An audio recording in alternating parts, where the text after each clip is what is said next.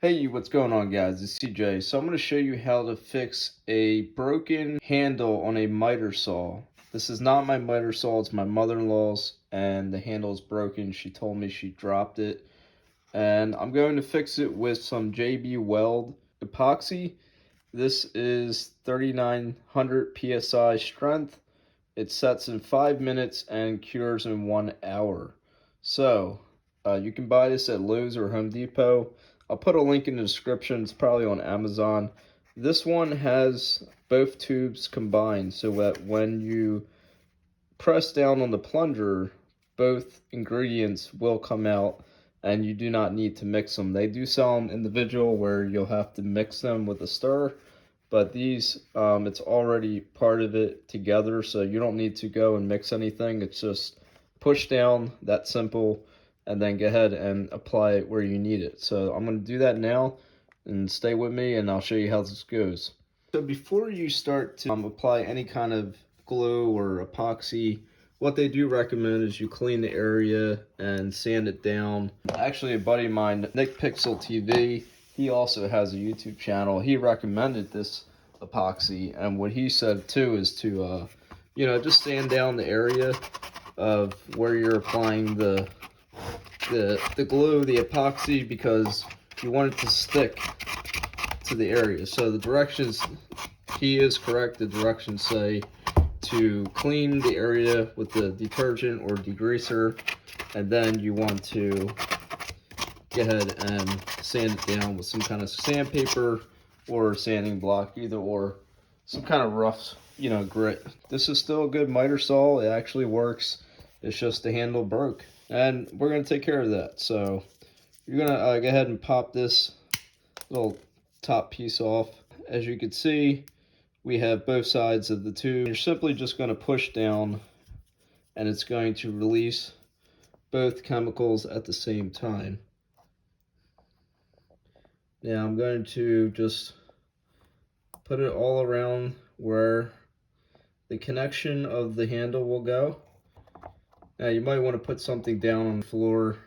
It's not that serious, but yeah, you should put something down so that it's not touching your floor. I'm just going to put a good liberal amount here because I really want this to hold tight once I push this forward. All right, I'll put it on this side, which is where the electrical cable is actually for the handle. The lever is on the front, and there is a push tab in the middle there to push out more. So if you think you used it all, you probably didn't. You got to push that plastic tab in the middle there, and then you'll be able to use the rest. It's kind of nice because it gave me a half and half, amount for both sides. So I'm being really liberal, and I'm honestly just going to use all this stuff because I want this to be 100% sealed, and it will be once I'm through with it. It's not going to be breaking anymore. It shouldn't be doing that, as long as it's not going to fall, obviously. But okay, so now I'm just going to push it forward, slowly pushing it forward, and then we're going to hold it in place. All right, so it's fully dried, cured, and the miter saw handle is not going to go anywhere. I'm still going to leave the string on, but this is dried. The epoxy is dried, and it's good to go. So again, if you don't know how to release a miter saw, push down on with your left hand, and then pull this tab out. That will release the miter saw. And I'm pushing it down with my hand. Doesn't look like it's going anywhere. So yeah, epoxy it is. Okay, in order to lock this down, just push it all the way down.